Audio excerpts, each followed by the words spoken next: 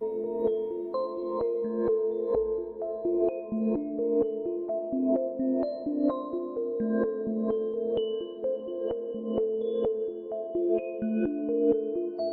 when I woke up this morning, I was feeling pretty dangerous.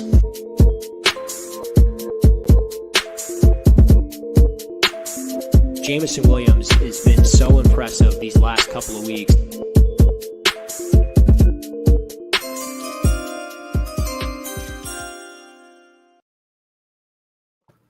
All right. Welcome to another episode of the Cover One NFL Draft Weekly. I am once again joined by Cover One's resident NFL draft expert, Russell Brown. And I'm, of course, Rich Haynes at Burner Sports on Twitter. Russell is at Russ NFL Draft on Twitter. Russ, my friend, what's going on tonight? Oh, brother, it's a Thursday night. We are one day closer to the weekend. So no complaints here. And as you hear the glass there, you know what that means. But I'm doing well, brother. How are you? I'm doing pretty good. For those of you that paid attention or joined our fantasy football shows, I'll pour a little Buffalo Trace for the show tonight and sip on that while we talk about quarterbacks and wide receiver position groups. But, your rankings of those position groups. But, before we get to that, I would be remiss if I didn't at least mention the situation going on here, in Eastern Europe. So my thoughts are certainly with those innocent civilians over there in the Ukraine. Hope all that, turns out as positive as possible. So, sending just some positive energy out to the universe that way to try to end that conflict as swiftly as possible. But that aside, I'm happy the NBA's back. I'm a big Cavs fan. So I know my Cavs are playing your Pistons, I believe, tonight. They are. I'm happy the NBA's back. Something to watch a little bit. And I'm actually heading to Mexico, Russ. I'm heading down to Mexico in 2 days for a bachelor party, man. Getting down there and getting at it a little bit. Wow.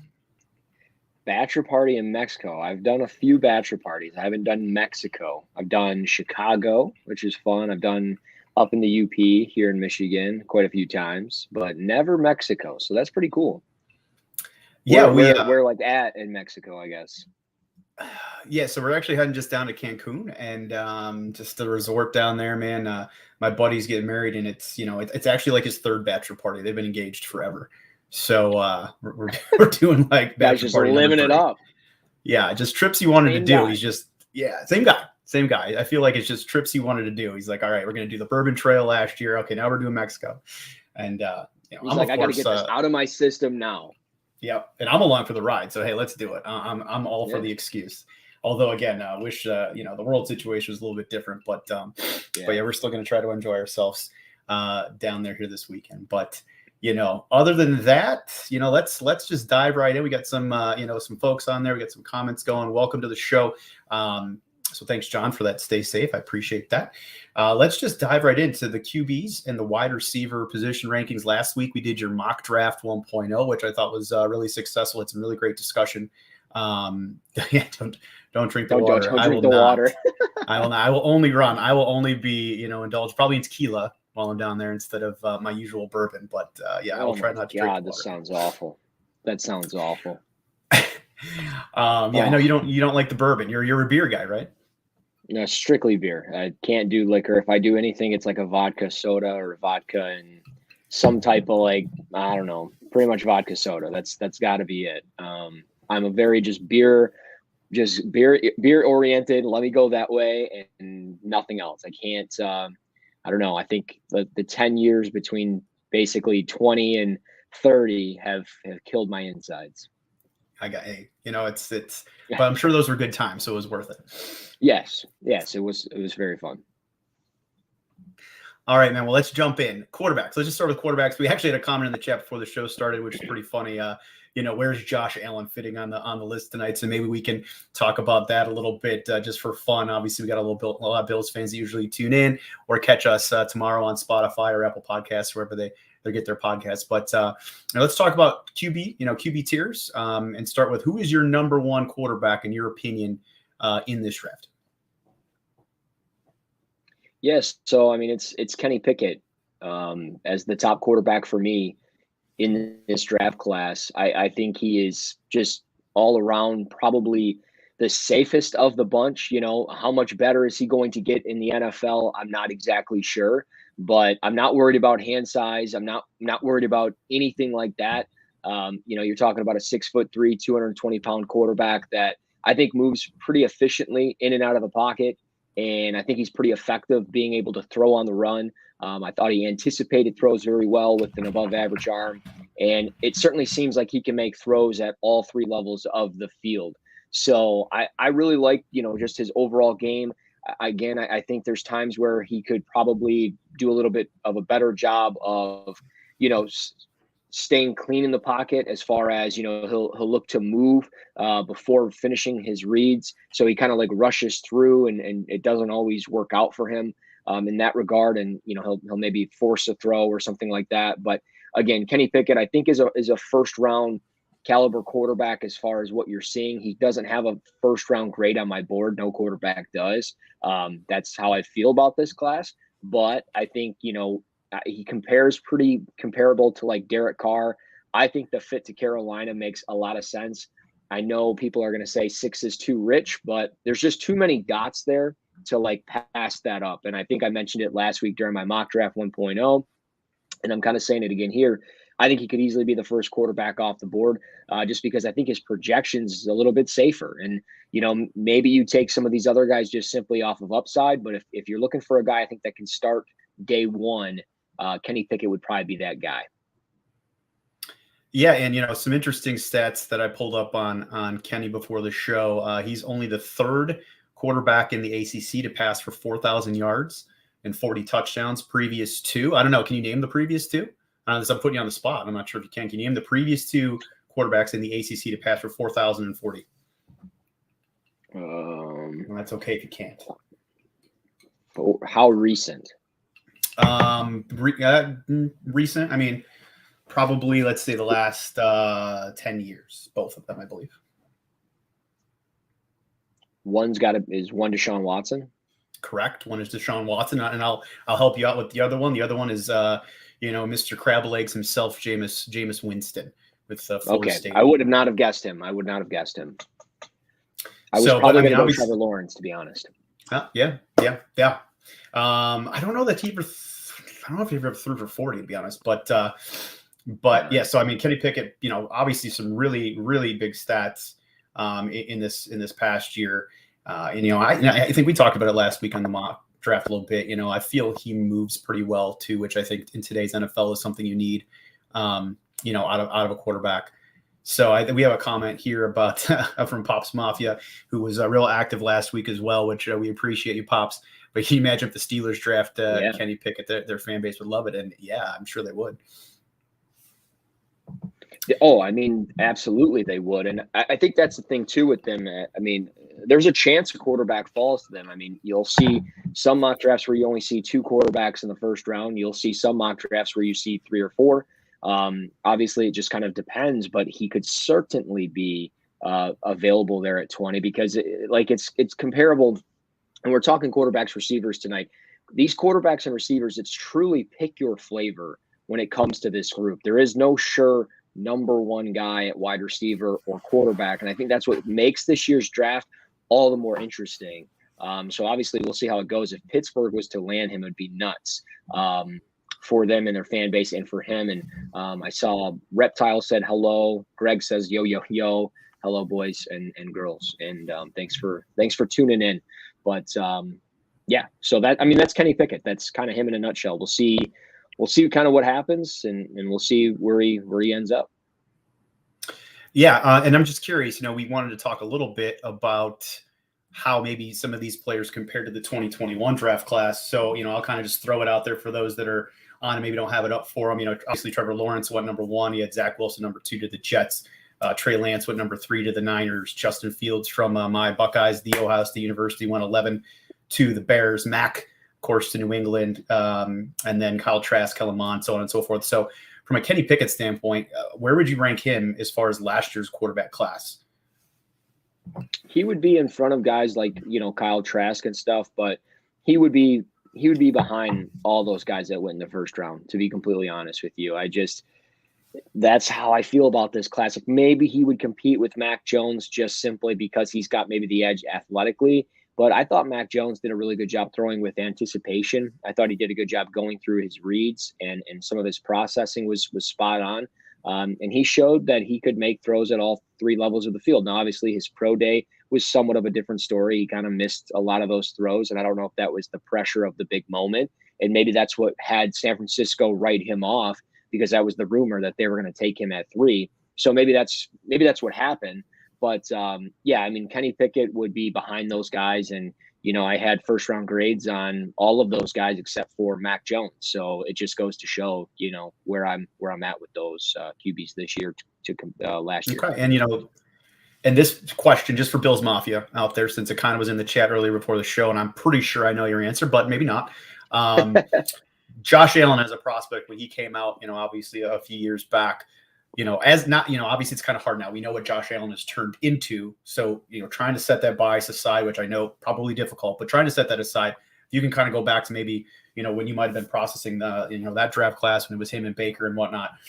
Where would you put Josh Allen as far as both last year, the 2021 class, and I'm assuming I know where you would put him this year, but, if you combine both classes, where do you think Josh would fall? Yeah, he would be in that Mac Jones, Kenny Pickett second round range. I didn't have a first round grade on him.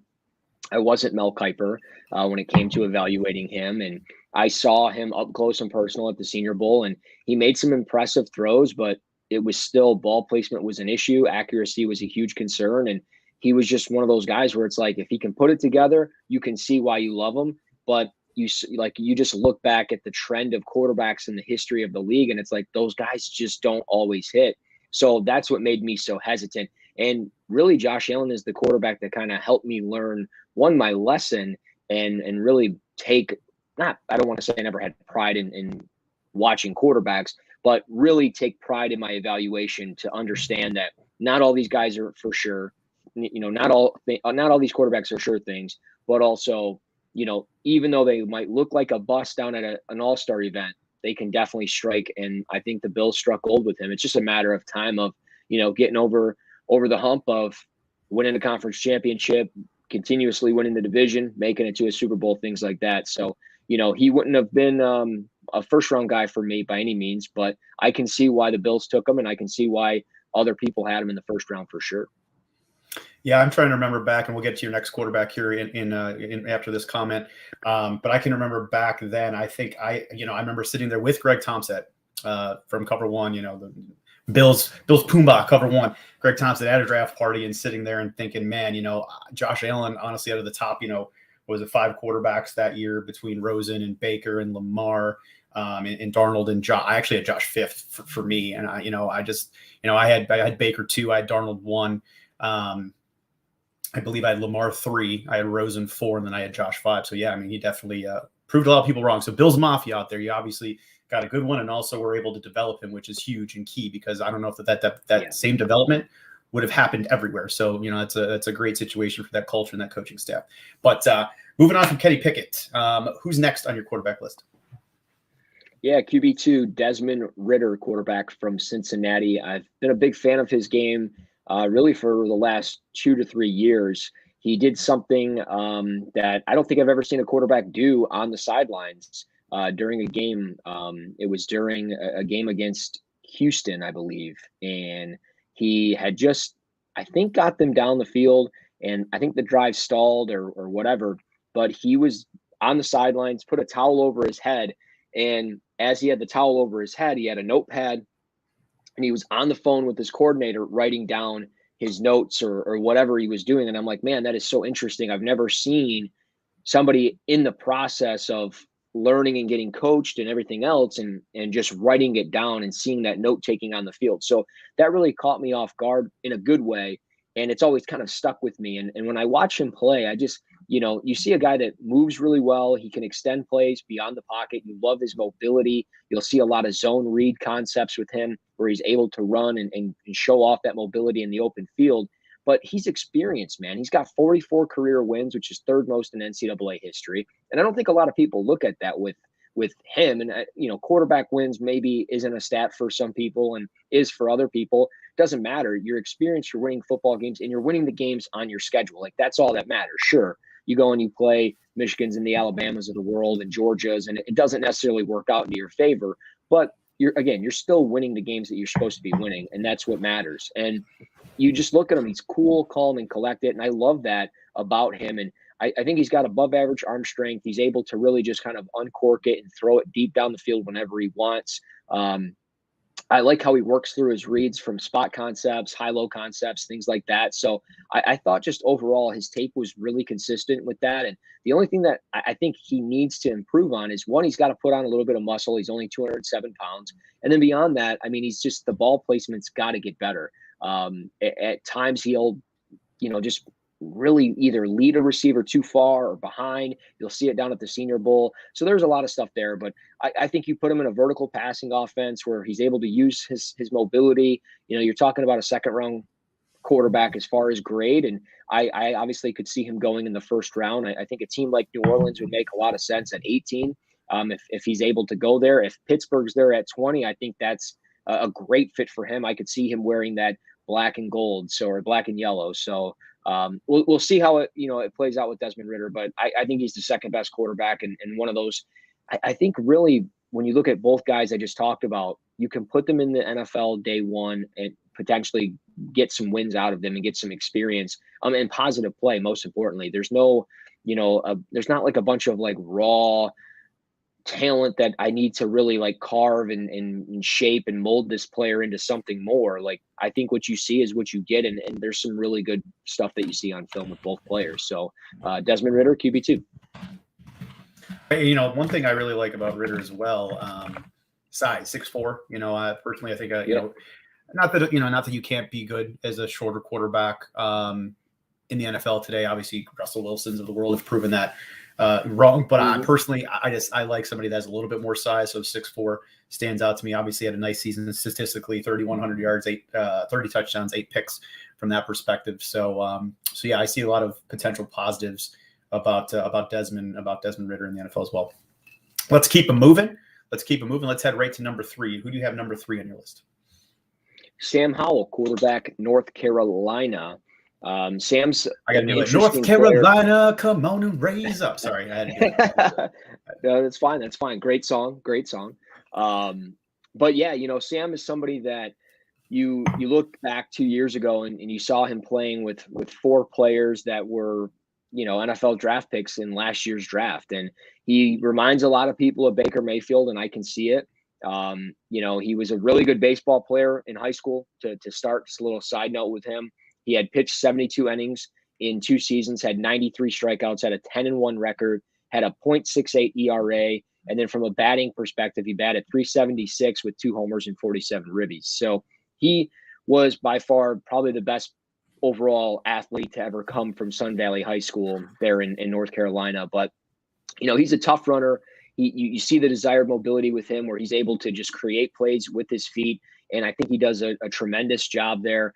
He's not afraid to take shots down the field, which I kind of like that aggressiveness. And he does throw a nice deep ball when he actually follows through with his progressions and through everything. I think he scans through his reads pretty well. He can get a little bit faster there. I think there's times that he hesitates and just plays with that hesitation where he's always second guessing himself.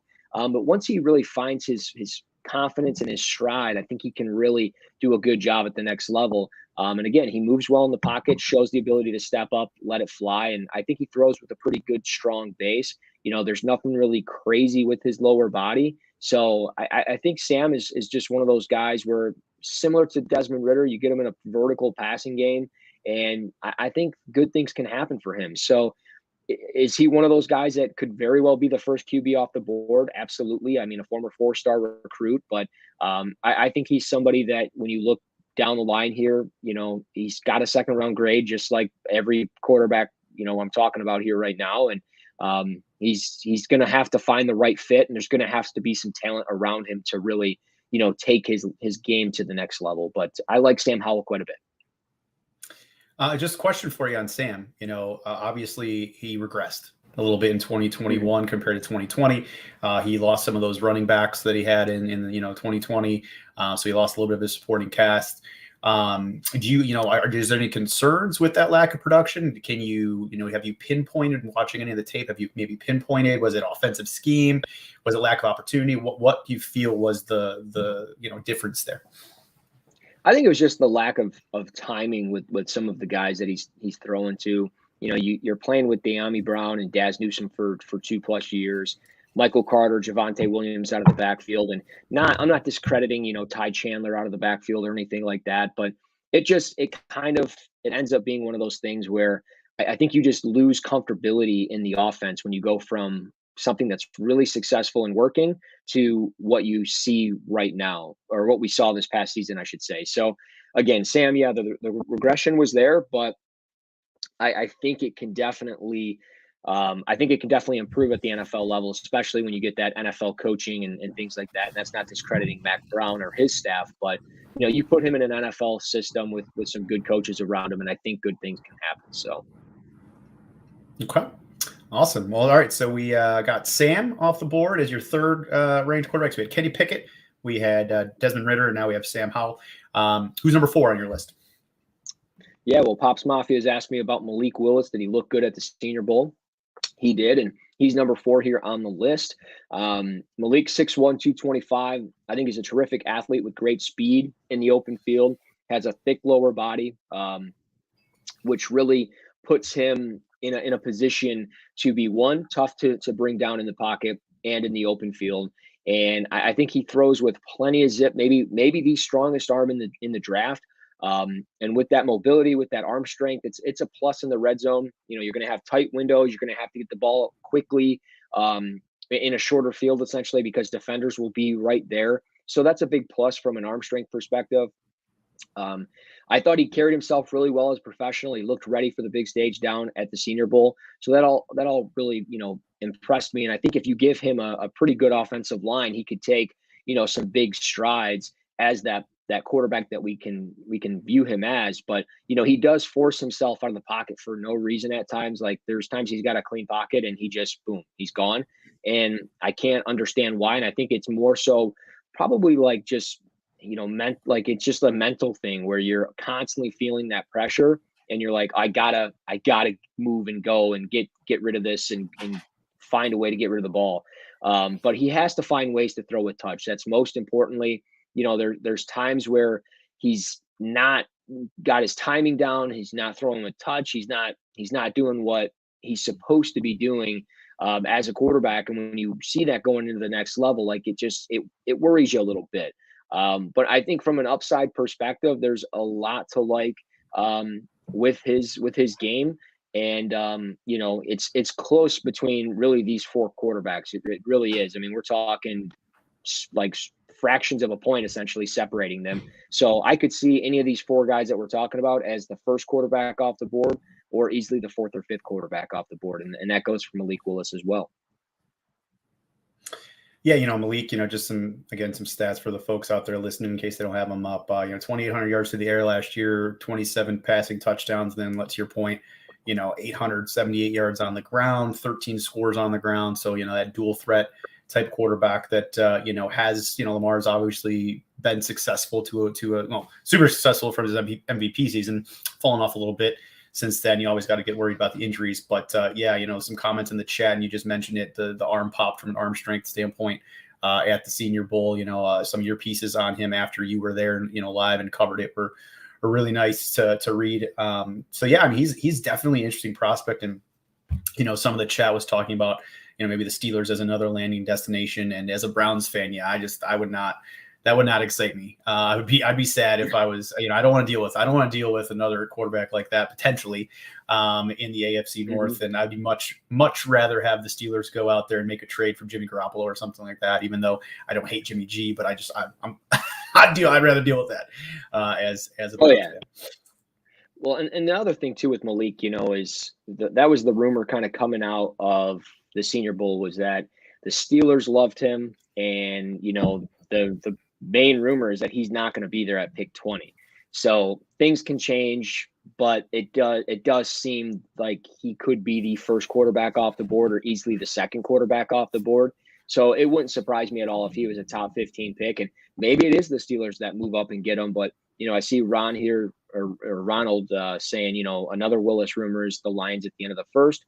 It's possible, he could slide. I don't see that being the case. But I do know the Lions like him a lot. So we'll see what happens. I mean, he had a strong week. So while he might be, QB4 on the board, I'm just putting it out here now for receipts later. I could easily see him being the first QB off the board because there's a lot of raw talent and there is a lot of upside to his game, kind of, somewhat comparable in a sense to what we could say about Josh Allen when he was coming out. So, not saying he's Josh Allen, but, we're just kind of comparing here for an example. But Malik was 17-6 as a starter at Liberty. We'll see if that translates to the NFL.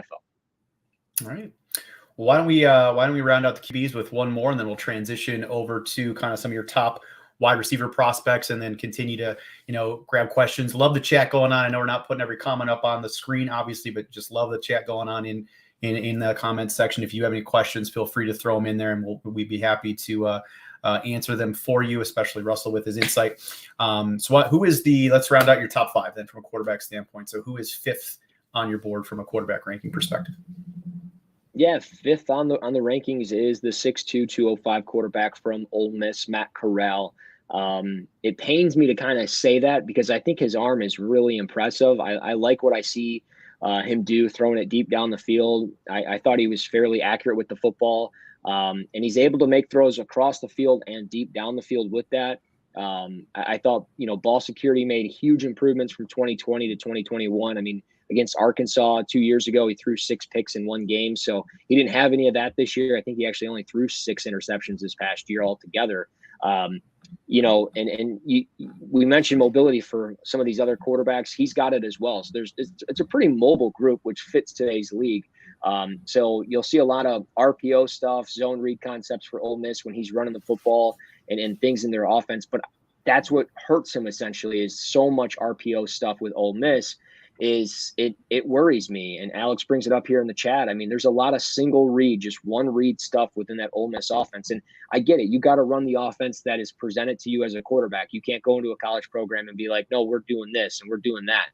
But Corral is just one of those guys that if he can't get off that single read, what is he going to be at the next level? And my guess is it's not going to be great. So I'm so torn on his evaluation, but I think he's somebody that if he landed, and that's why I had him go to Tennessee in the first round, because if you went to a place like where Ryan Tannehill probably doesn't have a great contract as far as what you're paying a guy like that to do for you, hand it off a bunch of times to Derrick Henry and then just not do what you need him to do. I think you could bring in a guy like Matt Corral and maybe he could replicate his game comparable to a Ryan Tannehill and maybe just be a little bit better because he's got better arm talent, So I'm really curious of where he's going to end up, but he's got a late second round grade and it ended up just being where he fell fifth on the board of the overall QBs. But I could see him being somebody that goes as the first QB. It could happen. I'd be a little shocked though. And then just, real quick, aside from Matt Corral to close it out, Carson Strong would be next and Bailey Zappi would be after that. Carson Strong, I'm terrified of the knee. Couldn't make a lot of those throws deep down the field at the Senior Bowl. Couldn't really have those planting off that knee and making those drive throws. But beyond that, some of his deep ball passes I thought caught way too much air. And there was just times where he was targeting other guys and it just was ugly. And really, it felt like the best completions of the day were to his Nevada teammates in Cole Turner and Romeo Doubs. And then just Bailey Zappi. I mean, if you're looking for the Case Keenum of the NFL draft every year, this is your guy. I think it's pretty comparable to being Case Keenum. You just look at what he did this past year. He almost threw for like 6,000 yards. Like it's pretty remarkable what he can do as a quarterback. So, Bailey Zappi got better every day at the Senior Bowl. Somebody that's not going to wow you, going to be a day 2 or day 3 pick somewhere, probably going to be a backup, but we could see some, Case Keenum upside to his game. Yeah, and just a couple comments there, Matt Corral. For me, as a Browns fan, when I was watching him in college, I saw a little bit of Baker in him, which, some people compare Sam Howell to Baker. If you read some different, pundits out there from a draft comparison perspective, I don't know. I mean, I feel like Matt has a little bit of that little bit of that cockiness, a little bit of that kind of swagger to him. Size is comparable to Baker in a lot of ways. Which could be good or bad, right? I mean, Baker, Baker's been very inconsistent. Baker's had some very nice moments and he's had some very poor moments. So, curious to see how Matt does in the NFL. And then, you brought up Carson there for a moment. And I think for me, just kind of looking at him, he obviously had to shoulder the biggest load, I would say, out of these quarterbacks, just from, Carson Strong, just from an offensive perspective, which I think matters a little bit, obviously, against different competition. So he's intriguing to me slightly as well. But, I know we wanted to compare a little bit before we transition, into the wide receiver category. We want to, kind of look at 2021 class again.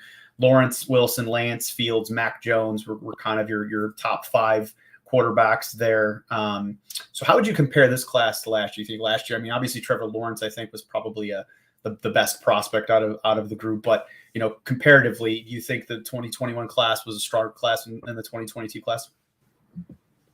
Yeah, I mean, I feel pretty confident about that. And when you're able to get 4 or 5 first round picks out of that draft alone, I mean, that's just impressive stuff. And you don't get that every year.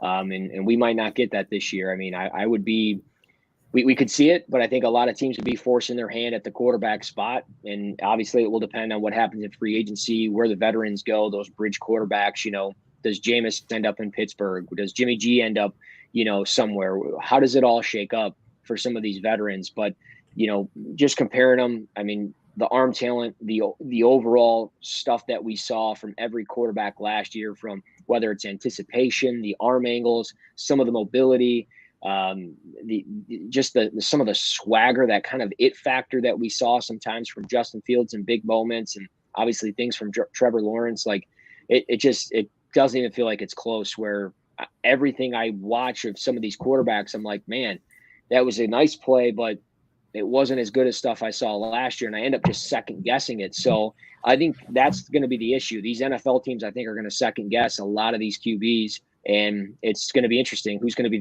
be the team most comfortable to pull the trigger when it comes down to it. So we'll see. But last year, I feel like plenty of teams, if they would have had the opportunity to draft Justin Fields, they would have taken it. And I get it. A couple of the teams in the top 10 probably should have, but teams in that later part were probably trying everything they could to move up and grab him. But, obviously the Bears were the team to do that. So we'll see how it shakes up for him down there in Chicago. But yeah, 2021, way better. All right. Well, awesome stuff on our QB tiers and your QB rankings. Again, keep the chat going. Love watching the chat out there. You guys are talking about some wide receivers now. We're about to transition into the wide receivers. I know Bill's Mafia is somewhat excited from a wide receiver standpoint. So while we transition, we're going to go to number 2 for the evening here with some Buffalo Trace tonight on the Cover 1 NFL Draft Weekly show. And you actually had Jamison Williams to Buffalo last week, if I recall correctly, in your mock draft, which obviously I personally feel there's some more pressing needs for the Bills. But hey, I mean, adding another weapon for Josh Allen is certainly not a bad way to go. And some of the folks are actually talking about that in the chat right now. So why don't we go ahead, though, and let's get to your wide receiver tiers. Again, everybody that's out there in the chat, feel free to ask any questions, and we'll be certainly bringing you up on the screen and answer them for you. So let's go ahead. Number 1, who's the number 1 wide receiver on your board? Yeah, and as we get started here, I just want people to understand that I could see any of these receivers that I'm about to list off being the first one off the board. I really could. I have 6 receivers with first round grades, which you don't always see, at least not for me. And the fact that I do goes to show you just how talented these guys are. But at the start, Drake London, who reminds me so much of Mike Evans. I mean, former basketball player, has that ability to box out defenders, and he's able to make a spectacular catch after spectacular catch, and he's so smooth as a overall route runner, and he just gets it from his size, his length, and it's a skill set that is just kind of rare. And I think that's what separated him from some of these other receivers. I don't have to worry about height or weight or not being able to create separation or creating separation. Like, there's times he's creating separation and the quarterback just sucks. And it's like, you put him in an offense where you got a pretty decent quarterback, I think good things can happen to him. So I don't know what team it's going to be. I mean, could he be the 7th pick to the Giants? Absolutely. Could Atlanta make sense at 8? Yeah. I mean, the Jets at 10? Absolutely. So I think he could go anywhere as that high. He could also maybe even go 6 to Carolina. But I love Drake London and his skill set. And if it wasn't for his injury, I think we'd be talking about him maybe closer as the sure number 1 receiver. But because of the injury, it kind of has prevented that. And it's kind of prevented it for Jamison Williams as well. So we'll talk about Jamison here in a couple minutes. But yeah, Drake London, wide receiver 1. Let's boot it up and let's see if he's the first one off the board. Yeah, and to your point, but before that injury, 88 receptions, 1,084 yards, 7 touchdowns in 8 games, which is some pretty incredible production. 6'5", 210. So yeah, he's personally, as a Browns fan, I love my Buckeyes, but I would love to see somebody come to the Browns at 13 that was 6'5" and 210 that we could add to the passing, the passing game for Baker Mayfield to throw to. And, I think the Bills Mafia would certainly love that as well. I don't think Drake's going to fall into the 20s though. But, I think that would be a interesting pick for them. Although I don't know, fit wise for the Bills, I'm not sure that would be as good as somebody that could really work the slot, but we'll talk about the Bills here in a little bit. So Drake London, number 1 off your board. Excellent. Who is number 2? It is one of your Ohio State Buckeyes, Chris Olave, as the number 2 receiver. And I mean, he's a smooth operator, man, at 6'1", 188. Multiple defenders that I talked to from the Big Ten this year have really praised Chris Olave from a route running perspective and just how natural he is with his feet out in space, releasing off the line of scrimmage. Like, you just have to come prepared whenever you're matched up against him. And I think when you have that, just from an overall athletic ability and just from a skill set, it separates you a little bit compared to other guys where, they might have to rely on their length and their size, where Olave just is natural, man. And I think when you look back a few years ago, Terry McLaurin, no way that guy should have went, where he did in the draft. He should have been a 1st-round pick. And the same thing here with Chris Olave. He feels almost like he's forgotten about. He might end up being that player that maybe falls into the later part of the 1st round. But if he does, I think that's somewhat of a mistake by some of the teams in the NFL for passing him up. Again, just because of how good of a route runner he is, how well he creates separation. He's got a natural feel, kind of in zone coverage and things like that. And he's a good overall pass catcher. So give me Chris Olave, and, we'll do all kinds of stuff with him going inside, outside. And while, again, he might lack some strength and some of that stuff, I like his overall skill set, and I think he can be almost a touchdown machine at the next level too. Yeah, I mean, obviously big hitter at Ohio State. They always try to get him in space, deep crossing routes, things like that. They didn't really, he definitely wasn't their possession wide receiver. Garrett Wilson, which I'm sure we'll get to in a minute, was kind of more of that role in the Ohio State offense. They got Chris Olave at space again with those deep crossers, or just the deep ball in general. I mean, I don't have the stat pulled up, but I believe something like 13 of his maybe 65 or so catches went for touchdowns. I mean, he was just a big play threat for them, and obviously was able to use, to your point, his excellent route running ability to get separation at the college level. And I think that's going to continue, to your point as well, here at the NFL level. A little bit of Devonte Smith in him if we're thinking about a wide receiver comparison to last year that I could, I see, and not quite maybe as dynamic. Obviously, Devonte was incredible at Alabama, but I think kind of that type of a playmaker. One thing while we're talking about wide receivers, before we get to your next wide receiver on the board, just put in perspective, last year there was 34 wide receivers taken in the 2021 NFL draft. And really, interestingly enough, outside of maybe the top, there certainly was the top 3, but really outside of the top 7, there wasn't a ton of production, at least last year, in the 2021 NFL draft. And obviously it takes time, some wide receivers develop, over time compared to others. But I think we'll sprinkle that in a little bit as we continue down your rankings and maybe compare it to the 2021 class. So excellent stuff on Chris Olave. Let's head to your next wide receiver on your draft board.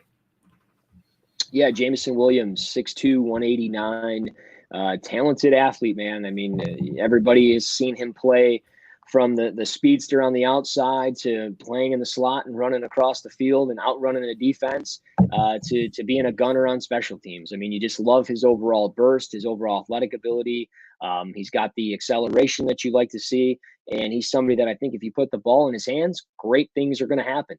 Obviously, the injury hurts him a little bit here. But I think from a route running perspective, getting the ball into his hands, the overall speed, athleticism, and just the effort. I mean, he tries so hard, and he works his tail off. And I love seeing that stuff. So I think when you look in the first round somewhere, I said Buffalo in my mock draft. I think if he was to go there, it would be incredible. I know it's not a huge need maybe today, but it could be by the time we get through free agency and everything like that.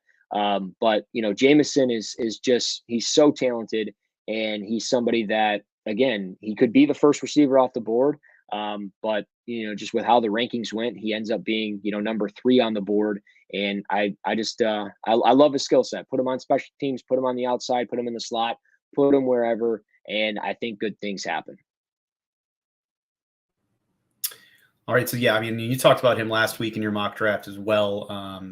You actually had him go into the Bills. Again, I'm sure the Bills would be super excited about that. Again, we're getting some good chat in there about Williams. Any concern? I mean, any concern on the knee at all? Yeah, I mean, obviously you see what happened to OBJ.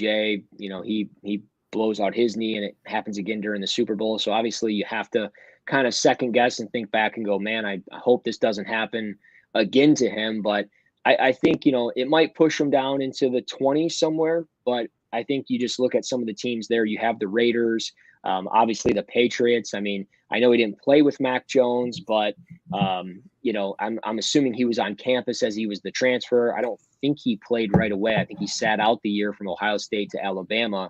So it's one of those things where I think, at some point they probably work together in the offseason, something like that. So, I mean, would the Patriots make a lot of sense at 21? It's possible. Christian Kirk's a free agent, so would Arizona pull the trigger? Maybe.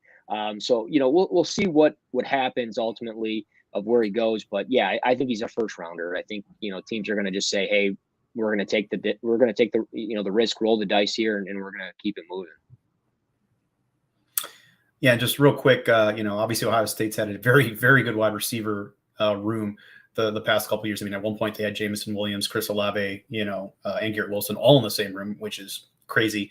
But yeah, Pops Mafia, Alex mentioned Jackson Smith and Jigba, who had a great year last year. And I think is somebody that, really looking forward to 2023 is going to be a top prospect. And then they have Marvin Harrison Jr.'s son as well, who's going to get a lot of time next year in the Buckeyes offense. So the Buckeyes will be loaded again at wide receiver and likely will produce some top wide receiver prospects again as we head to 2023.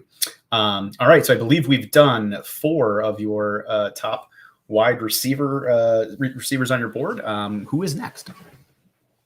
Yeah, the guy that's next, I think has a lot of potential to his game to where he could be the top wide receiver as far as maybe a production standpoint when it's all said and done, just because he's a silky smooth route runner, and that's the 5'11", 185 Jahan Dotson from Penn State.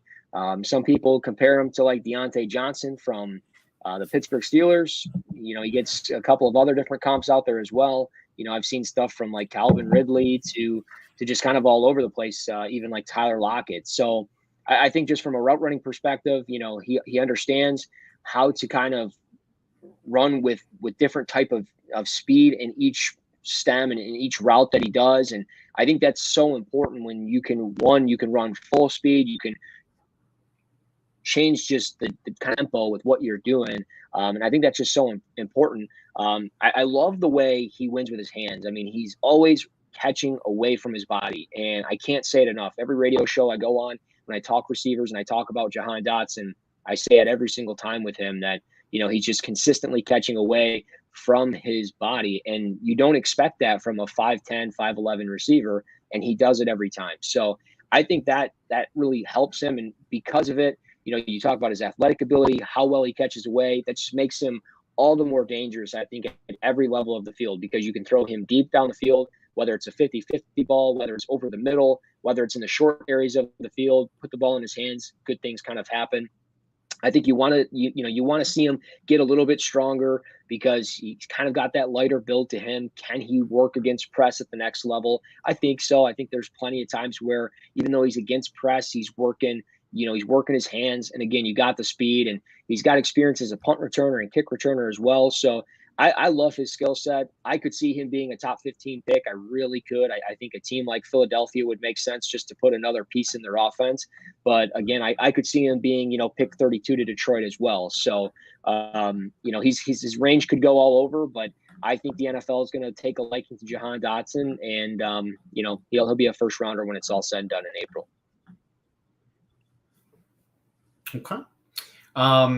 And we went through your top five, but who else is kind of on the fringe of that top five that maybe we didn't go into detail with?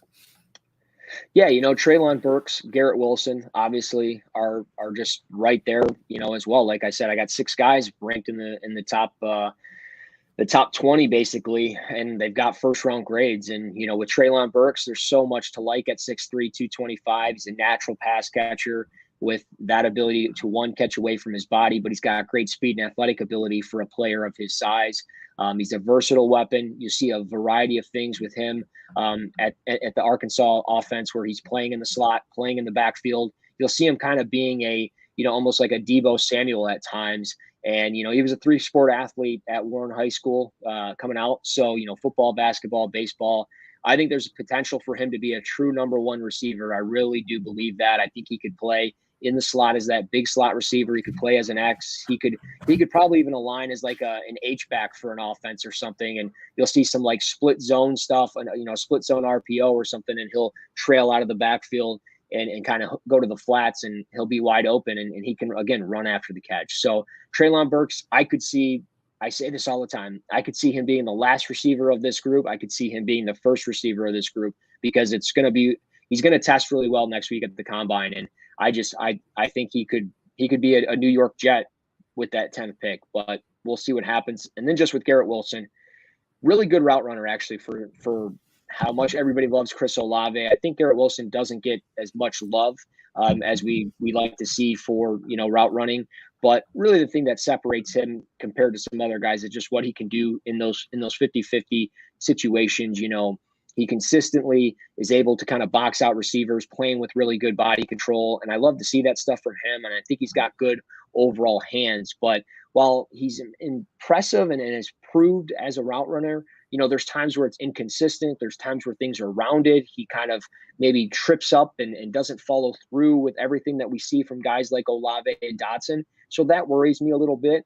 And it just makes me wonder, will he be one of those guys that maybe stumbles out of the gates in the NFL, and it takes, a year to kind of get his feet under him? And, does it just take a little bit of time? But I like Garrett Wilson a lot. I had him going to Cleveland in my first round mock just because I think that's a fit. And I think, again, comparable to every receiver we're talking about, he could easily be first or second guy off the board from the position.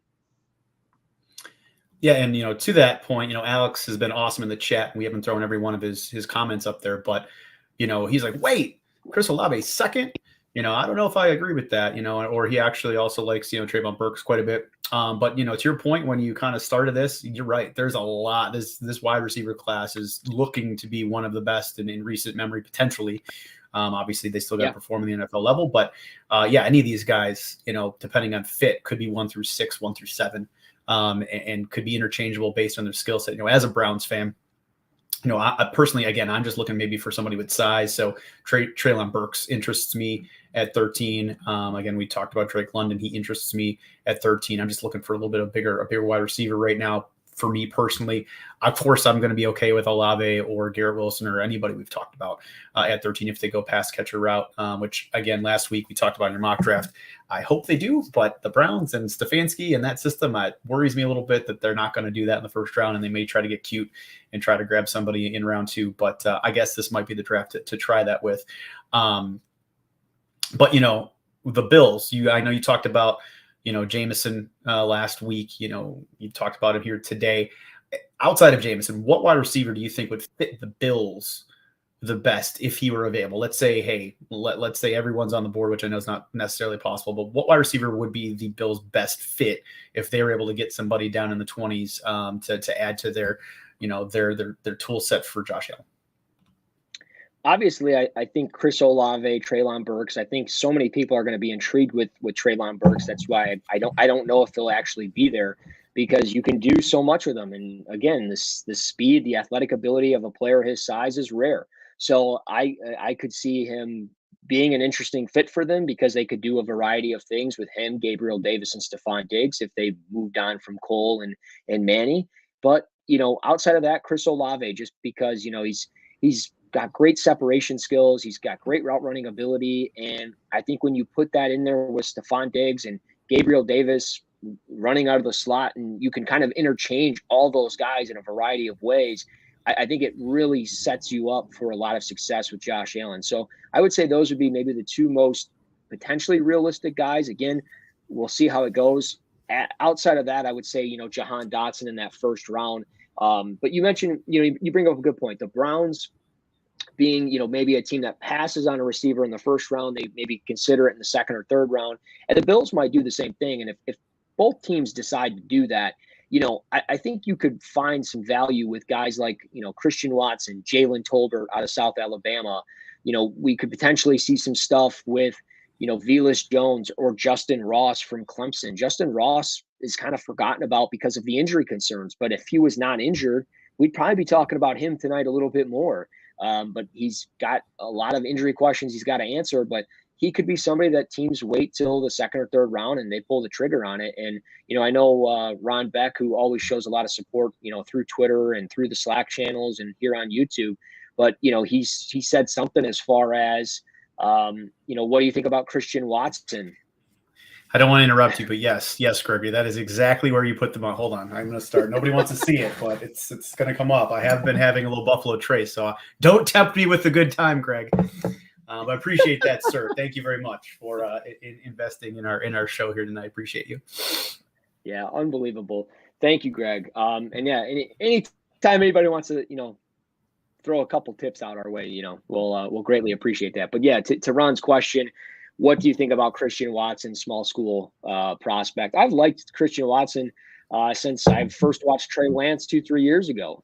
He really caught my eye, and initially he was just a vertical deep threat, kind of a one-trick pony. But you watch him this past year, and he was doing everything. I mean, he was all over the place for North Dakota State, and he is 6'4", and looking at him at the Senior Bowl, he is definitely 6'4". So you watch his skill set. He's flexible with his lower body, moves really well with good length and just overall athletic ability. So I like Christian Watson. I think he's a top 50 pick. And I think he is certainly somebody that is going to be talked about on that second day of the draft. And who knows, maybe there's a chance he slips into that first round. But I like myself a little bit of Christian Watson. All right. So, again, we wanted to talk a little bit, 2021, 2022 class. So we're looking at the wide receivers last year. Obviously, we had Jamar Chase, Jalen Waddle, Devonta Smith, right? They rose, in my opinion, to a tier. And obviously, Jamar Chase was kind of a tier by himself, but they were a tier that separated based on production. Then you had Kadarius Toney, a little bit of a rough start in the Giants, not necessarily probably his fault. Rashad Bateman was injury prone. Elijah Moore and Rondale Moore had some moments. Elijah Moore had some moments. So you had, again, was that there's 7 wide receivers, in my opinion, that showed some flashes in 2021. And then out of the other 34, in my opinion, there's really only one other that stood out. And I'm sure you could name him, but I'll throw him out there. Amon-Ra St. Brown, your boy from the Lions. He had a really nice season, in my opinion, out of USC. And Nico Collins did a little bit for Houston. But, looking at this 2022 class, probably deeper, but do you think anyone will touch the production of either Jamar Chase or Justin Jefferson in the past few seasons? I think there's a chance. I mean, I definitely think there's a chance. I think if Drake London can get on his feet and he's able to find that spot where he essentially gets utilized as that number one receiver, I think he definitely could get close to that. But Jamar, man, just what a great season. I mean, he would be ahead of these guys for sure. But yeah, this year's class is a lot deeper. in my personal opinion. And it was a deep class last year. Don't get me wrong. Like, you mentioned it earlier, 34 receivers were selected. And there's a lot of guys I liked last year. You already mentioned Chase, Smith, Waddle, Rashad Bateman, Terrace Marshall, Dammy Brown, Amon-Ra St. Brown. I liked a lot of these guys, but I'm going to be honest, man. Watching the guys I have right now, I got 18 guys on my list that I've watched and graded, and I think all 18 could be gone by, pick 150, to be completely honest. So there's a lot of guys here that I think, I'm not going to get to, but I like the skill set of Drake London. I think if he can get into a number one offense, an offense to be a number one guy, certainly. And maybe just from a reception standpoint, I could see, I could probably see Chris Olave getting close, or maybe even Jamison Williams. But again, how slowed down will Jamison Williams be with the knee injury? Will that limit him at all in the summer? But, Drake London's injury happened a lot sooner, so he'll be up on his feet a little bit sooner. And if he is, we'll see where he goes. But I think those would be the two guys for me. I had to throw that up there because I would love that. So yeah, please let him fall a little bit. And again, I'm a huge Buckeyes fan, which but again, I want somebody with a little bit of size. And again, I'm not certainly going to be upset with Olave and or Garrett Wilson at 13, but I would love London to the Browns or Burks, like I mentioned. And Alex, this is interesting comment in the chat. I'm curious what your take here. And he followed up with saying not that he will for sure be a better receiver than DK or AJ, but do you see that type of potential out of Trayvon? Yeah, I mean, I think you can definitely almost compare him to one of the two guys just because of the rare athletic ability for a player that size. We don't see that many guys, and when you look in just recent memory, it's a good comparison overall. Could Treylon Burks come in and absolutely struggle? Could he absolutely crush it? Either thing could happen. But when I look at him, you could definitely see that there's an upside for him to potentially be the most productive receiver in year one as well.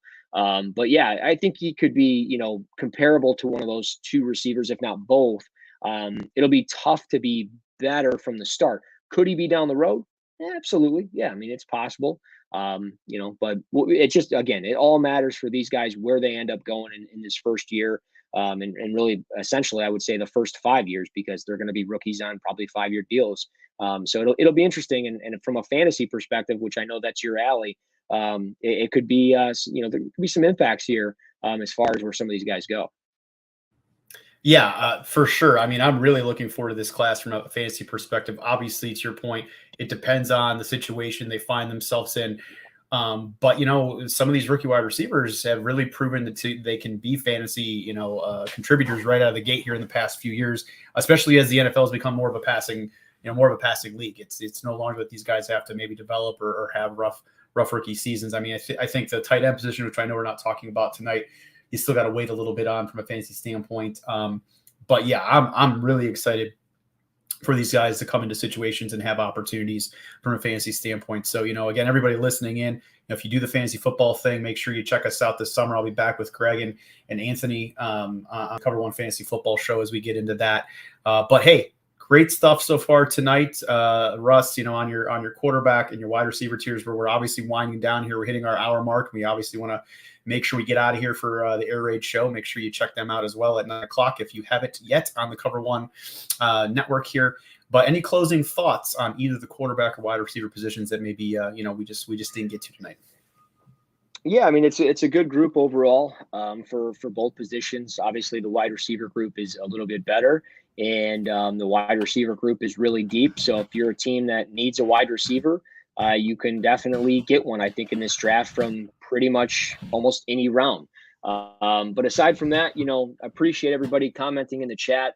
To my guy Ron Beck, thank you so much for always hopping in here with us. To Pops Mafia, thanks for the questions. Alex was awesome tonight, so appreciate that from everybody. And yeah, if anybody ever wants to just talk some ball, find me on Twitter at Russ NFL Draft, and of course add the podcast to your mix of podcasts that you have on Spotify, Spreaker, Apple Podcasts. Just search Cover One NFL Draft Podcast, and give us a rating, give us a review, and subscribe to it. But other than that, man, always fun, Rich. I love being able to talk a little draft, and I appreciate you driving the car as you've been doing. It's been a lot of fun, man. Yeah, looking forward to, we're going to keep doing it up until the draft. We're going to go through, obviously Russell will be updating his round 1 mock as we head towards the NFL draft. We'll get some combine thoughts. The combine is obviously beginning next week on the 28th, runs through the 6th of March. So we'll see how that maybe affects some of these situations. We'll get into other position groups. We may even do a mock draft live, where we go back and forth maybe with a guest here in future episodes. I think that would be a great time, and then to get commentary from the group.